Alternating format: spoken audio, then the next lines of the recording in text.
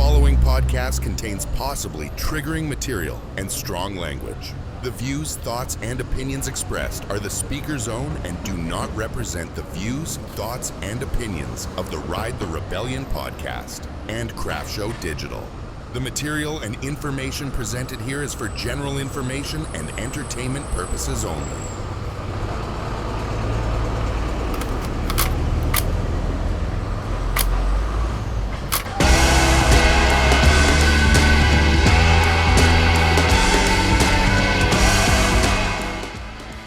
Good day, madam, sir, dem.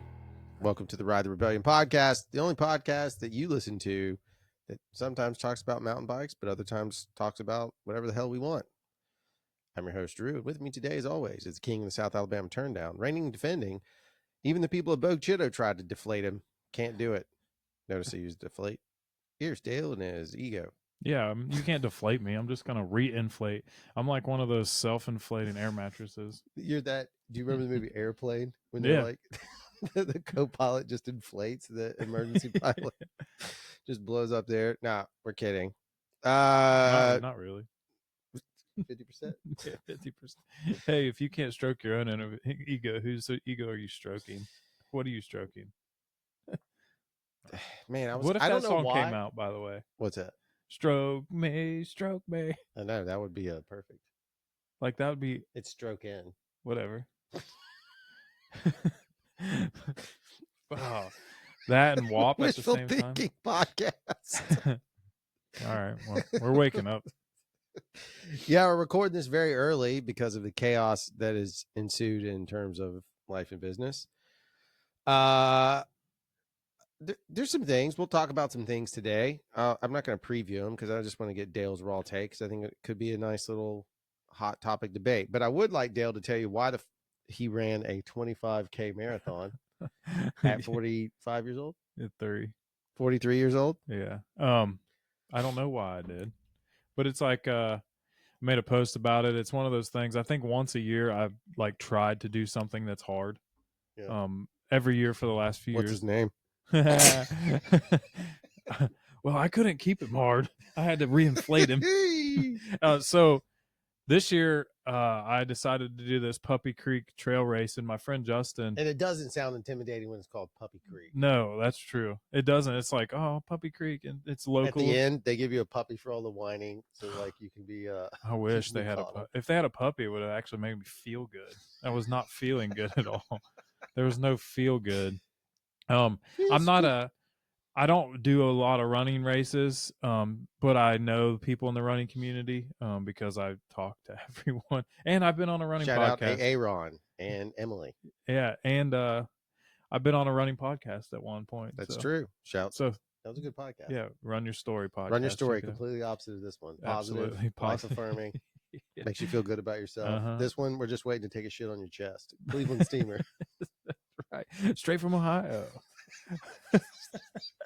So, anyway, that just hit me right, dude. That just hit right. So, this year was the 25K. My friend Justin reached out, and he's like, "Hey, they have a 10K version and a 25K." And that day that he messaged me or called me, and Justin's a great guy. Maybe someday we'll have him on, and it'll be a totally opposite podcast of this because it'll definitely be G. Yeah, it'll be G. He's a very, very good dude. He's the Fellowship of Christian Athletes regional director. He helps. We might get him to say dang. I don't even think you can get dang out of him. All right, well, we'll try. So, but he reached out and was like, "Hey, you want to do this run with me?" And the thing about Justin is when I'm with him, like I walk away and I get in my car and I'm like, I'm a shitty person. Like I have to cuss first of all to myself, but I'm like, this guy is such a good dude and I'm just an asshole. Yeah. So that's the type of questioning I was getting, like sure. He wants to do this, let's do it. Well, at that time I'd already just ran a 10K by myself in the park. So I was like, I'm not signing up to do a 10K. Like, fine, I'll do the 25K. Furthest I've ever ran is 13 miles. So fun fact, I typed in that day, how many weeks until October 18th on ChatGTP.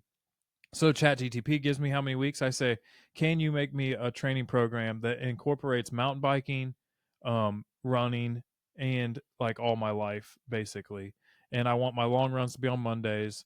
because Mondays suck already anyway. You may as well make them suck worse. And I uploaded all my current Garmin data, VO2 max, things like that, threshold, lactate threshold things.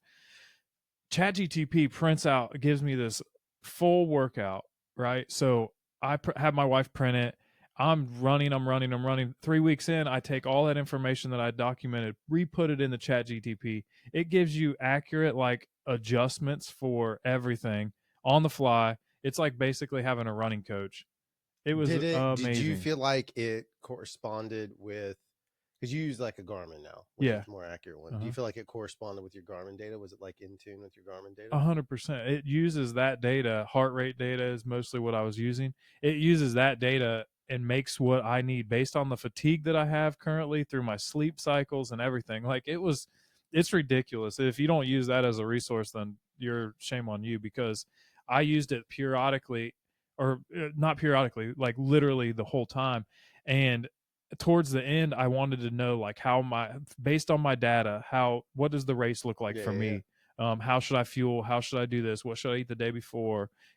They literally, the day before, I can show you on ChatGTP, it said your race will be between 2 hours and 20 minutes and 2 hours and 28 minutes. I finished in 2 hours and 26 minutes. Like, that's pretty incredible. It's incredible how accurate it is. So the thing that a lot of times people get, I think, because I hear a lot of young people using it, and then uneducated adults, and when I say uneducated, I mean just not to the AI model system, is like what you did is the correct usage. Mm-hmm. You're supposed to feed it data, and what it does is it takes that data against, if you don't know what it is, when it says large language model, learning model, it means that it's going out and taking all the information it has resources of, and it can scan through it faster than you can. Mm-hmm. So essentially it's a research tool. Right. People use it now for like weird, perverse stuff or just dumb questions like, what kind of car should I buy? Right. Like, so it's going to give you advertising related elements. But if you put in the data, I'm 6'2", very few cars fit me. What has the longest, foot to wheel? If you start putting that information in, suddenly it will give you accurate data tailored towards it. So you have to use it as a research tool. The thing is there's a hack to it right now in GPT-5. I know this because we use it in our business. I'm a pro tech guy. We have a closed model, so none of our clients' data goes out. You're probably using an open model. Oh yeah. That's fine. Yours is not. There's nothing data sensitive. I want them. Mine's closed. My ego wants everybody to know about me.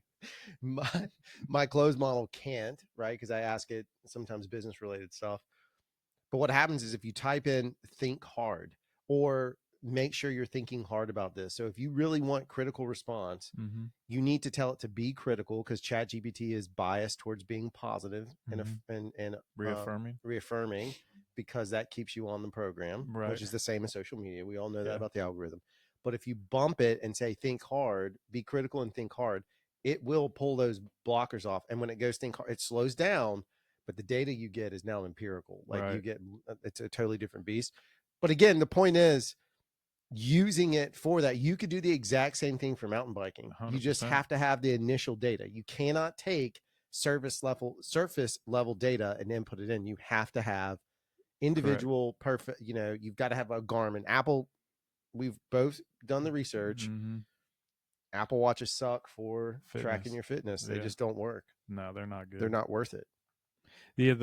I think they're getting better, but Garmin's so far ahead right now. Yeah. And you don't have to have Strava for Garmin, by the way. It's free. No, yes. All of the information that Strava has, Garmin has for free. Yeah. So I used it. Like, the greatest thing about ChatGTP is I was a fitness professional in my career. So I did tell it, talk to me as if I understand all of these things. So it got more in depth with like VO2 and everything like that, which is pretty cool.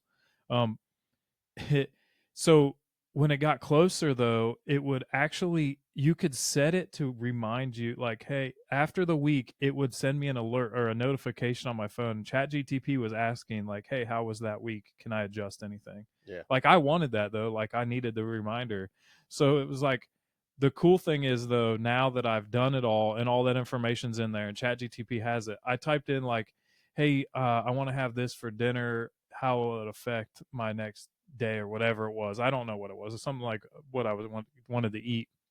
And it said, well, with your current fitness level and the amount of calories that you're burning, you'll be fine. And it wasn't on that same thread. It was like it A just new knows. thread? Yeah, Yeah. it was a new thread. Like Yeah. it knows, like, hey, Well, so it keeps all that information. It keeps a library of memory, and Mhm. and how long it keeps that memory, I don't actually know. Mine is set up. So if you really want to do this, take all of that data, Mhm. and you might have to rebuild it, but you can build what's called your own GPT. So chat GPT is a broad term, right? Correct. So you can build an individual GPT. It's you go up to the top. I think you can do it in the free model. I know you can do it in the it's old Chris. That's what we call him. Oh, We'll call him back. You can do it in the paid one, but I think you can do it in the free one.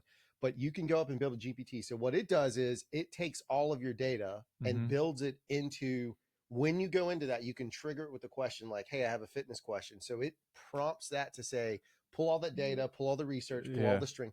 So if you use that, what happens is it will then tailor the responses 100% based on the data you've inputted collectively. sweet. So you can build upon it. So every time you want to do it, like if you have another training model, like, okay, I want to build another training model, or I mean, Emily, I'd be curious to see what Emily says. She and I've talked offline a little bit about like nutrition stuff. I'm paying for a nutrition program, not from Emily, although I would, but I'm paying for a nutrition program.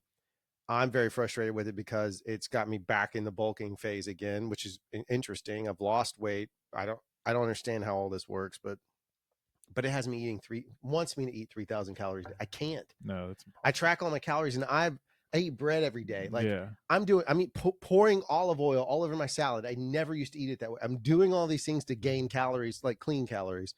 I mean, I'd love to just drink milkshakes, but I can't even get to 3,000. Like the highest I've ever gotten is like 2,600. And that's when I was like, I'm going to have 4 beers today. Yeah. Like even then it's just, I can't get there before I'm so stuffed. But I'm curious to see if ChatGPT, if you built a nutrition program, because it's pulling the same data as that they're learning from, you in theory could have that same thing. Yeah, I typed it in like I weigh this, I want to weigh this. Like They do calorie reduction. it did all of it.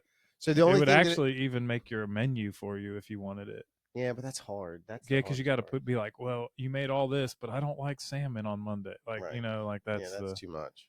My concern though is that like I don't know if it takes into account, like it's not going to give you, because it's programmed not to give you health advice. So caloric in, caloric out is a basic weight loss mechanic. And talking to Emily, like some of the stuff that she and I both came to terms on is like, if you go through and you think about like, I don't drink as much anymore. I've cut out a lot of alcohol because it interrupts my sleep. And at 40, guys, I'm 47. It sucks. I know I look like I'm in my 30s. These gray hairs, can't really see them when you can't hear them. You can't hear these gray hairs. But when I did that stuff, it started talking about like when she and I were talking about it, I was like, obviously testosterone starts to drop at a certain age. So lifting weights brings that back. ChatGPT is not going to probably plug that in unless you ask it and prompt it. So like you'd have to get very specific with it, do your own research to figure out what is best, like overrunning. And I think my problem for a long time was because I wasn't tracking my meals, where I was gaining just massive calories with snacks because I wouldn't track a snack. I knew the approximation of how much yogurt to eat to get a serving, but I was just like, oh, snacks. And I just never tracked them. And now that I'm tracking everything, like I can't get past, I'm averaging like 2,200 calories a day. My BMR is 2,400. So I'm already 200 deficit and I can't eat anymore. Like I don't know what to do. I'm main gaining is what they call it. We've talked about this, and this is crazy to me because I'm 220 pounds right now. I was 205 for the last 5 years. I just trained for a 25K and track my calories. I'm calorie deficient every single day. Yeah. I'm eating pretty lean stuff. Like I'm watching what I eat, and I can't lose weight. So I don't know if it was the training for that race of you could have gained muscle on it. Yeah, I could have, but it's definitely not all. It's like my belly, and it's like it's weird. It's older. I mean, I swear it's got to be the age of like, and I've even stopped drinking that much. You know, I was drinking like 3 or 4 days a week. Now I'm only drinking like maybe one. I haven't drank in 2 weeks probably. Yeah. And it's just weird. It's like you can't outrun your diet, first of all. Nope. That's a fact. And running, I think that there's probably somewhere this is not ChatGTP fed, or this is just me saying like there's probably somewhere where I'm eating a little bit under or 2 less, and my body's like in like, hey, we got to Starvation. save this because you might run 14 miles tomorrow. So that's what I think what I was ended up doing. And so now that I'm pushing myself over by adding, like my breakfast used to be like 200, 300 calories. Yeah. And then I need a snack and whatever. Now my breakfast is like 500 or 600 calories. Yeah, It's maybe. cleaner, but then my lunch is that. Like I'm adding, like I used to not eat bread at all, but now like my mom makes me homemade sourdough. I don't, thanks to that commercial you gave me. But so now I have like fresh bread. So my point is like now but what's happened is I'm leaner. Like the definition's there and the muscle's gaining. The only reason we ever bring this up on this podcast is because the one thing that I've learned after, however many years I've been riding, I'm sure the same with you. You already kind of knew this stuff. But if you're putting shit in your body and expecting to go have fun on your bike, you're lying to yourself. That's right. Like I get the post. So I think people miss the point. So a lot of times we have post ride beers, you have post ride pizza, post ride tacos. You go and eat something kind of decadent because your body is still burning. So it doesn't matter. That's just science behind it. And also you've burned a bunch of calories. So okay, it's not the end of the world. But if you're eating that all the time, you're not, that post ride taco, that post ride beer, that post ride whatever pizza is not going to benefit you. No. And if you're wanting to push your riding to a point of like, and I don't mean be an athlete in the sense of like winning races, just enjoyable. That's it. Just make your ride enjoyable. You got to cut the calories. There's no way around it. Or add the right calories. Yeah. Put the right fuel in, the right amount of fuel, the whole thing. It's jokingly, I've always said, like, people are like, dude, I shaved like 3 pounds off this bike. Like, yeah, but you gained 5. Right. So like, it doesn't help that the bike weighs less, that you're gaining weight, like, I don't know. I've been trying to lose weight, but just this training thing has been a little bit tedious. Like 15.5 miles on trails, and it was gnarly trails, like pastures, horse pastures, and we had to cross a creek and our shoes got wet every lap, and then you're up a steep climb, and there was 3 significant climbs. So we ended up like close to 1,600 feet of climbing, 1,700 feet of climbing, something like that. And shout out Kai. He probably doesn't listen to this, I'm guessing, but he rides with us. He's a psycho. He has Thursday. He texts me. He was like, "Hey, I'll come do that race with you." I'm like, "Okay, do you even run? Like, what the fuck?" He came and ran with me the whole time. I started cramping with 1 mile left to go because the humidity was stupid. I knew I could finish, but it was like, "Hey man, if you want to go ahead." And like, he took off and beat me by 2 minutes after running with me the whole time. So yeah, he is 10 years younger than me, and I'll give him that. But we talked the whole time. Like, he never shut up, and it was great to have somebody there to just keep the energy up. And we're passing people talking and laughing, and they're like, "Who are these idiots?" Yeah. But like, it was humbling because my half marathon time that I ran a few years ago was like in the 1:35-ish range, and this was an hour longer, and it's only 2 miles longer. But then you look at the terrain, and trail races are way different, and it's crazy how different it is. Like, the guy that won blew everybody away, and he only ran an 8:10 pace. So good grief. Which only 8:10, it was flying, but good grief. Yeah. I've told the story of, I think we had a clip that went up that showed me running with Dale, and I used all my energy to get into that shot, and then I was gassed.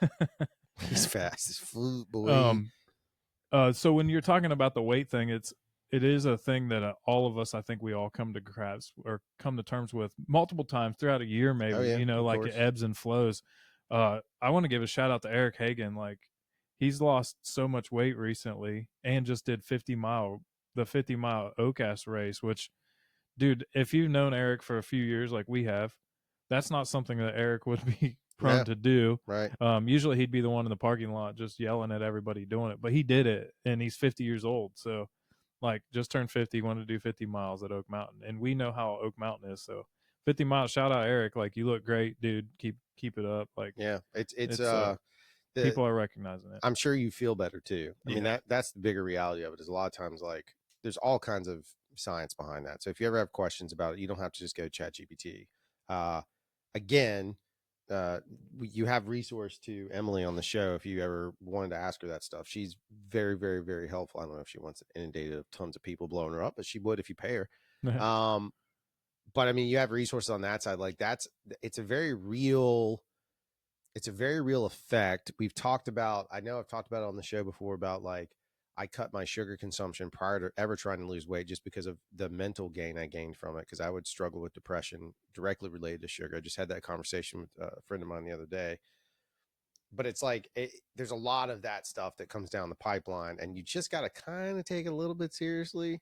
Mm-hmm. I mean, if you want to go balls to the wall, good for you. Go for it. But the other part is if you shock your system and you go lose 30, 40 pounds in some insane short amount of time, just know there's going to be blowback. Because when it comes back in force. And then you're like, dang. And then you feel all depressed. Usually double. Like that's what a lot of people don't know this about me. I was 280 pounds for a while. And then I lost all of it, basically 75 pounds. Ooh. So now I'm trying to not go back to like I feel different than I did then though. You know, I don't think at 280 you're running 15 miles. No, but I could lift a shit ton of weight. Right. And that was the difference. Like that's all I wanted. Like I even had a shirt that said cardio's for fat people. Like I had no desire. I was just trying to get big all the time. No, I understand. My friends big, no juice. No, my friends in Ohio all say that I can't come back because I can't survive the winters now. I'm too skinny. And I'm like, I'm 220, dude. Like I need to lose. I'm trying to lose weight, and I don't know. It's crazy. It's a weird. Getting old sucks. No, that's what it is. Like this is a post 40 feeling, I guess. Yeah. Well, I got a post 40 question for you. All right, let's go.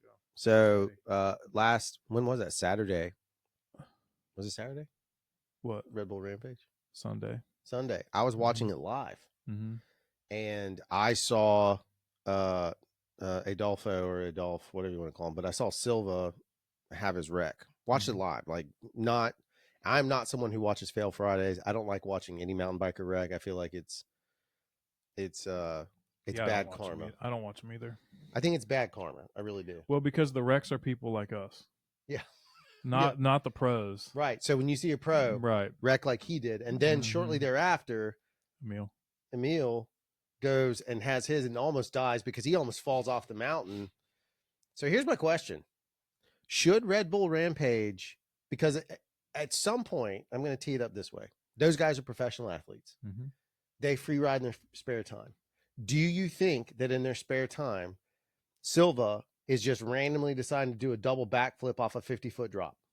Yes. See, I don't think so. I don't think he's doing a double. I think that's the problem. I think the problem with Red Bull Rampage is I'm pointing to athletes, and you represent athletes. I represent nerds. We understand that. Athletes, whether you guys like it or not, if you didn't have some level of you that was like that wanted the spectatorship, that had this, like you wanted to be the spectacle, then you just shoot hoops by yourself, and you would just be really good by yourself, and you wouldn't give two shits if anybody saw you. But you want people to know you're good. I think part of the problem is they want to be part of the spectacle, and I think Red Bull Rampage, they may do that in their free time, but I don't think they're going to do it as much as, because when watching that specific stunt, I think it was oh dang, I'm blanking on the guy's name. It's not the main announcer, but who's the guy that won? Who was on the announce team that won a bunch of down? He just had the picture with him and Silva together. Cam Zink.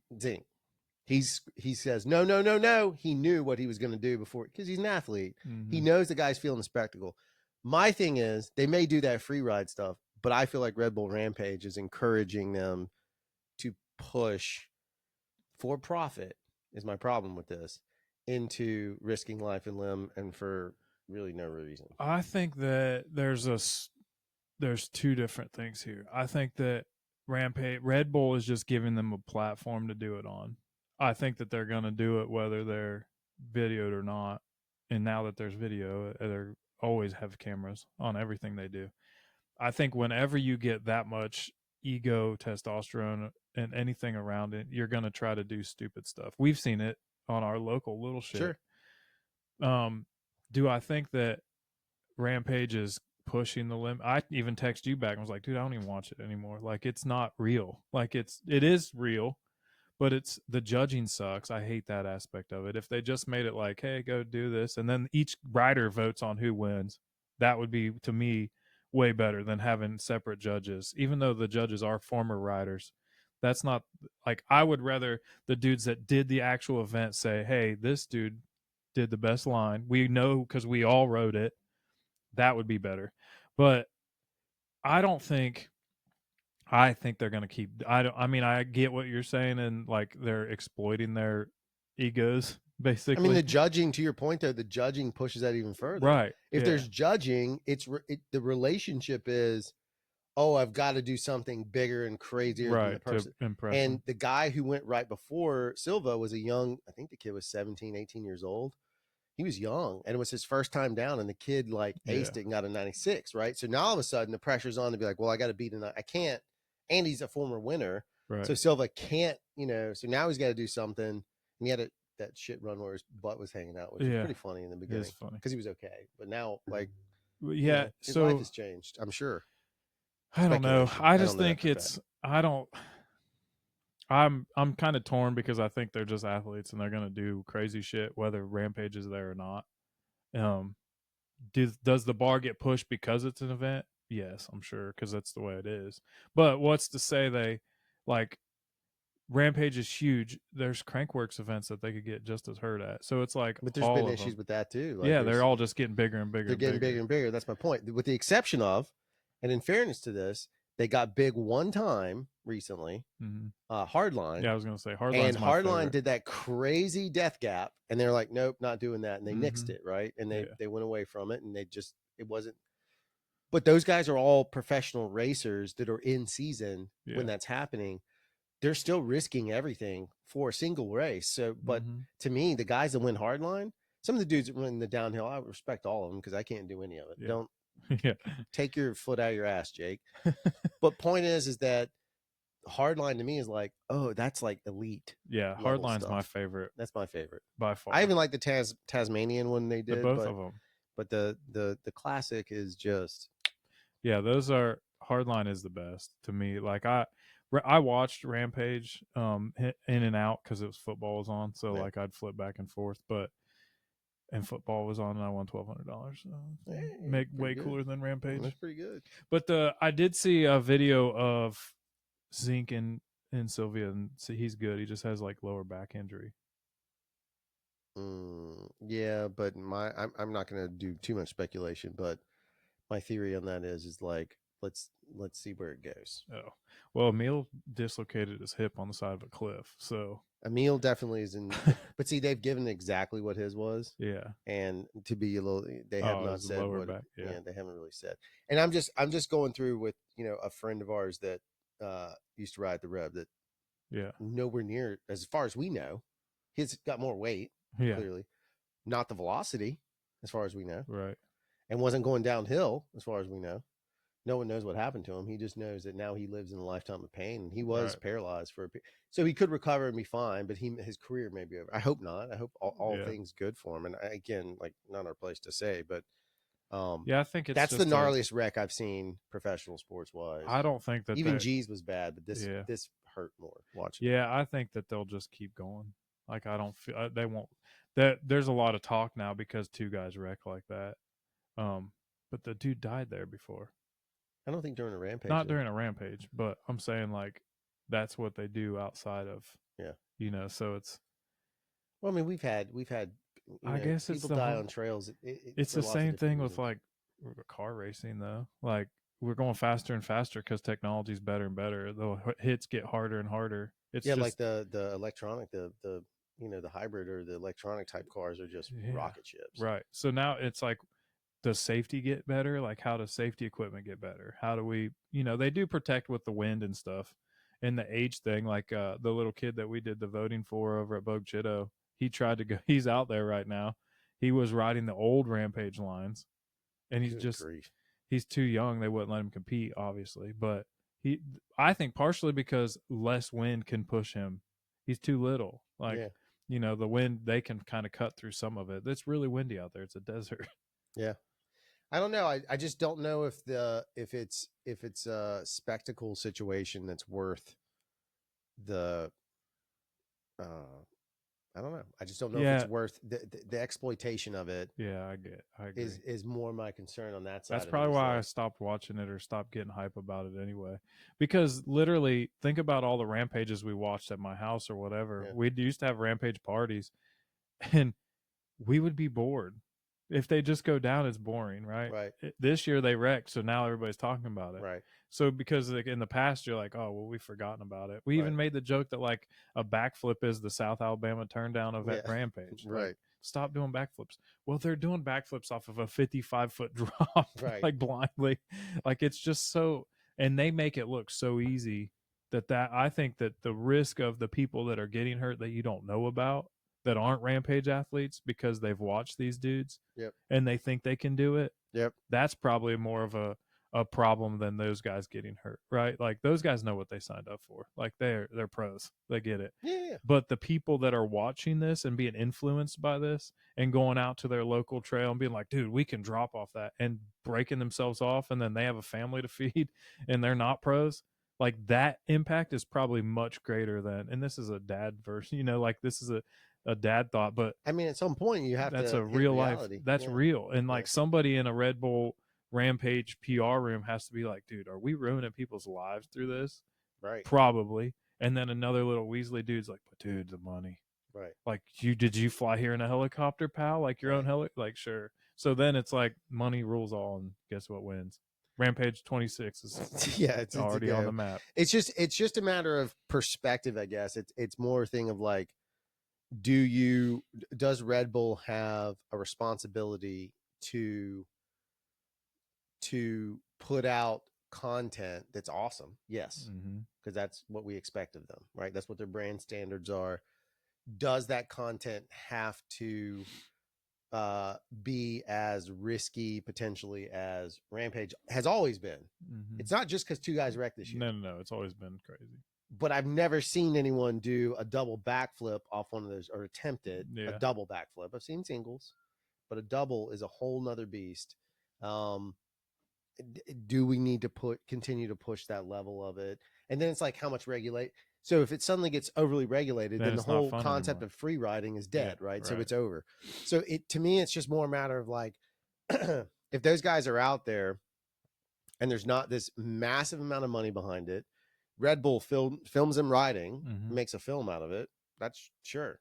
And I mean an authentic one, more documentary, not the, because in case you guys don't know, 99.9% of mountain bike films are bullshit. Yeah.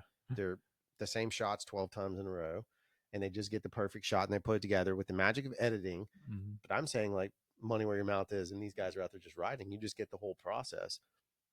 I could get behind that because they're voluntarily doing it. They're going to do it anyway, kind of thing. But this organized behind it just seems.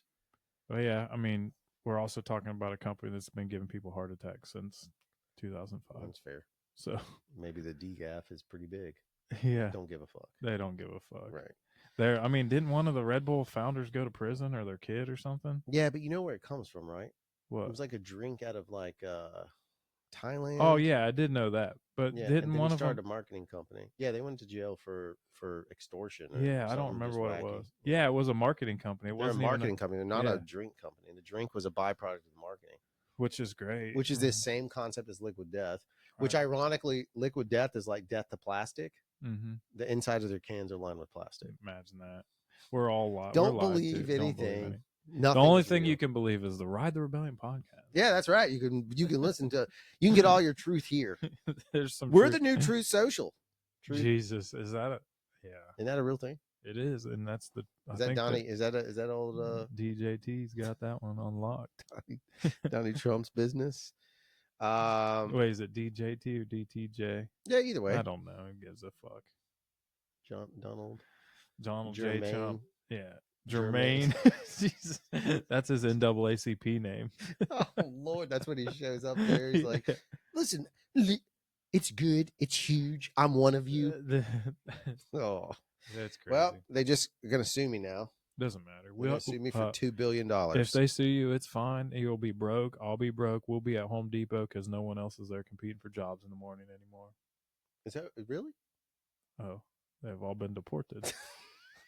I thought you meant like at Home Depot, not in the parking lot. In the parking lot. That's all right. Oh, I mean, I can swing a hammer. Yeah, I can probably direct people to do it. I'm beyond that. Grass. I'm old. I can be like, dude, I'm old. I'm a supervisor. I'm a supervisor. Actually, Judge, talking about that, we Casey and I've been talking about our 5-year plan. Like, don't die.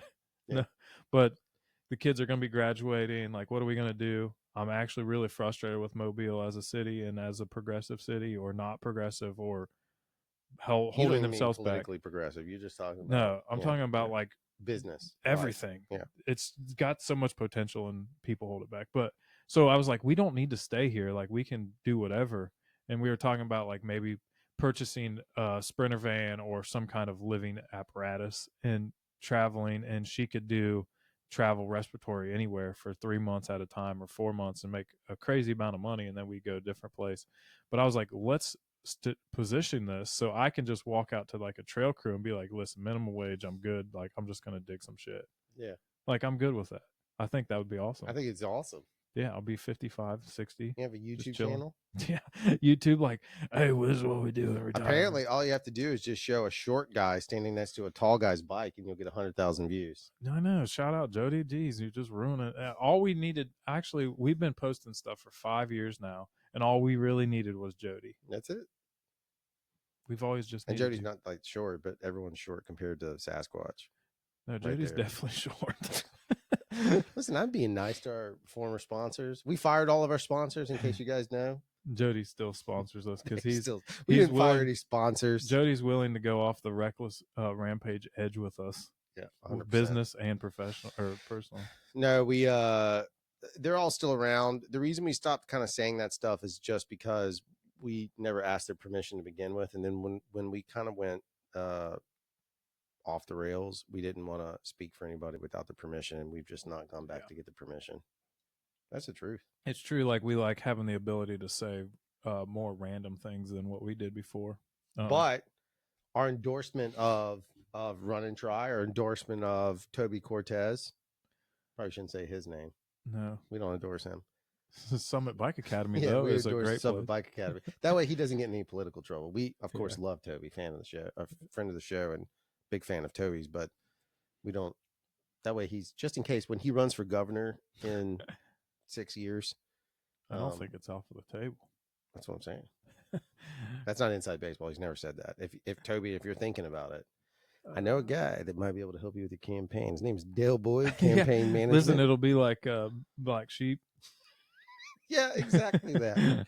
Exactly that. I have nothing. I have no skeletons, Toby. I'm good. I'll be your campaign manager. Yeah. Except for all those girls up in. They're all still friends.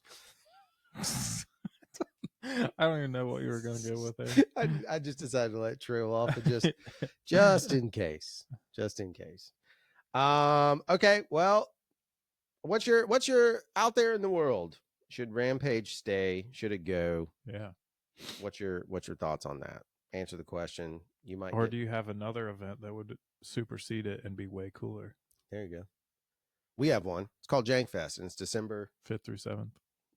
If you'd That's like right. to go, all you have to do is jump off a 50-foot drop, double backflip, land it or not. You can still come out. We'll wheel you out there. Yeah.